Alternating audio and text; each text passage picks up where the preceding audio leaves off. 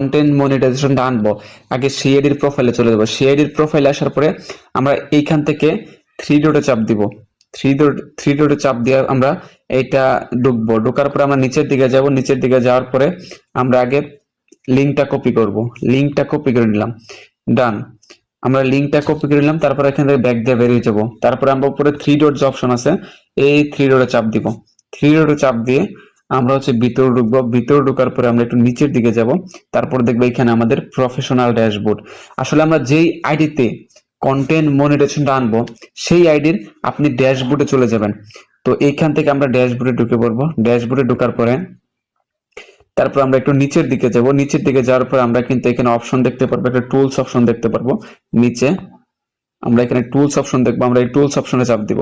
তো টুলস অপশনে চাপ দেওয়ার পরে আমরা মনিটাইজেশন অপশন পাবো। এই মনিটাইজেশন অপশনে চলে যাব। এখান থেকে ঢোকার পরে আমরা নিচের দিকে যাব।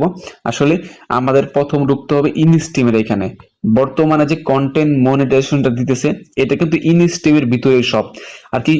ইনস্টিম অ্যাডটাই আপডেট হয়ে আপনার কন্টেন্ট মনিটাইজেশনে পরিণত হবে। এখানে যতগুলো সেট আপ আছে সবগুলাই কিন্তু পাবেন আপনি কন্টেন্ট পাইলে। এভরিথিং সবকিছু থেকে আর্নিং করতে পারবেন। ওকে, তো আমরা এইখানে ইনস্টিমে চলে আসবো। ইনস্টিমে চলে আসার পরে এখানে আমার একটা অপশন দিছে যে ইন্টারেস্টেড, আই এম ইন্টারেস্টেড। আমরা আগে এটা ইন্টারেস্টেড কেমনে করতে হয় এটা নিয়ে আমার একটা ভিডিও আছে, অথবা আপনি চাইলে আমাকে নক দিতে পারেন। আমি আপনার ইন্টারেস্টেড ফিল আপটা যে অপশনটা দিতে হয়, যে ফিল আপটা করতে হয় যেভাবে, সেটার আমার একটা নোট আছে, সেটা আপনি এখানে বসায় পেস্ট করে দিলে আপনি দিতে পারবেন। যাই হোক, আমরা মূলত এখন কাজ হচ্ছে আমাদের একদিনের মধ্যে 24 ঘন্টার মধ্যে আমরা কিভাবে মনিটাইজেশনটা আনবো কন্টেন্ট, সেটি আমরা যাব। আমরা এইখান থেকে সরাসরি আমরা এই সাইডে দেখেন একটা লার্ন মোর একটা অপশন পাইছি। তো আমরা লার্ন মোরে চাপ দিব। তো লার্ন মোরে চাপ দেওয়ার পরে আমাদের সামনে একটা ইন্টারফেস আসবে। এইখান থেকে আমরা নিচের দিকে যাব।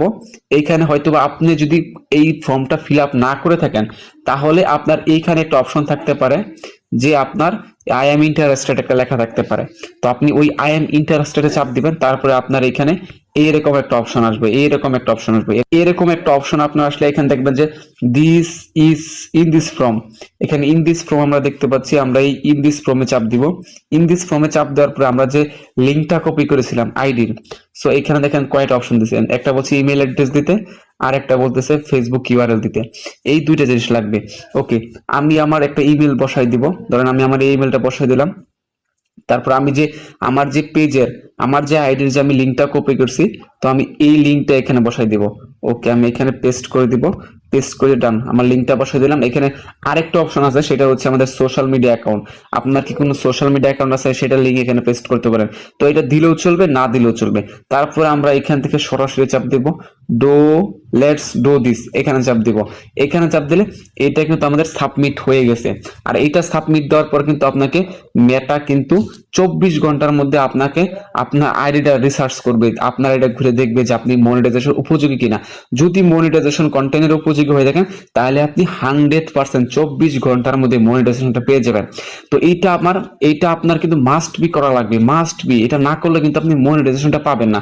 সো ভিডিওটা ভালো লাগলে 100% ভিডিওটা শেয়ার করবেন এবং কমেন্ট করে লাইক করে জানিয়ে যাবেন।